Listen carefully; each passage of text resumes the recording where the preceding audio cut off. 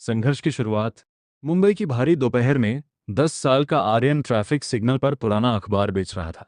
उसके पैरों में चप्पल नहीं थी, पर आंखों में एक अजीब सी चमक थी। जब बड़े लोग अपनी चाम चमाती गाड़ियों के शीशे ऊपर कर लेते थे, तो आर्यन बुरा नहीं मानता था।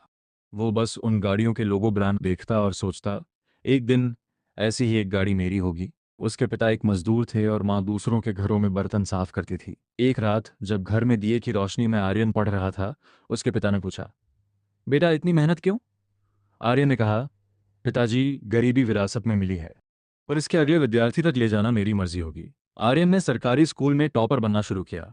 जब उसके दोस्त खेलते थे, वो रद्दी की दुकान से पुरानी टेक मैगजीन लेकर पढ़ता था। उसने कोडिंग के बारे में सुना और उसका जुनून सवार हो गया। पैसे नहीं थे तो उसने एक साइबर कैफे में झाड़ू लगाने का काम पकड़ा ताकि रात को 1 घंटा कंप्यूटर चला सके।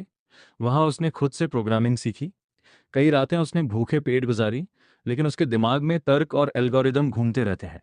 उसने एक छोटा सा ऐप बनाया जो किसानों को मंडी के भाव बताता था। ये उसकी पहली कामयाबी थी, जिसकी एक लोकल कंपनी ने कुछ हजारों में खरीद लिया। कॉलेज के बाद आर्यन ने नौकरी करने के लिए बजाय अपनी खुद की कंपनी शुरू की। एक छोटे से गैराज से शुरू हुई ये कंपनी आर्टिफिशियल इंटेलिजेंस पर काम करती थी। शुरुआत में कई लोगों ने धुतकार दिया, एक अखबार बेचने वाला क्या अरबपति बनेगा? लेकिन आर्यन ने हार नहीं मानी।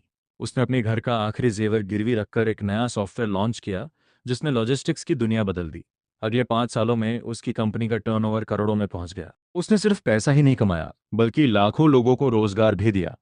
आज वही ट्रैफिक सिग्नल है, वही भीड़ है, लेकिन आज आर्यन पुराना अखबार नहीं बेच रहा, बल्कि उसकी तस्वीर आज के अखबार के फ्रंट पेज पर है। Youngest billionaire of the year.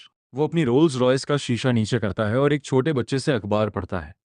500 का नोट देते हुए कहते हैं, पढ़ाई मत छोड़ना, क्योंकि किस्मत बदलने में वक्त लगता है, पर बदलती जरूर है।